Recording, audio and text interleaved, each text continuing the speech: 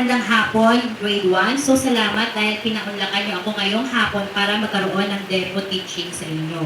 So, para simulan natin ang ating aralin ngayong hapon. Okay, so simulan natin sa panalangin na igaling ni Jenjen. Mga kaklase, tumayo kayo. Handa ba kayo? Opo, handa na po kami. Manalangin tayo. Sa Ama, Anak, Espiritu Santo. Amen. Panginoon, pagpabayan mo kami sa aming aralin ngayong hapon. Sa Ama, Anak, Espiritu Santo. Amen. Okay, salamat, Jai Jai. Okay, so magandang hapon, grade 1.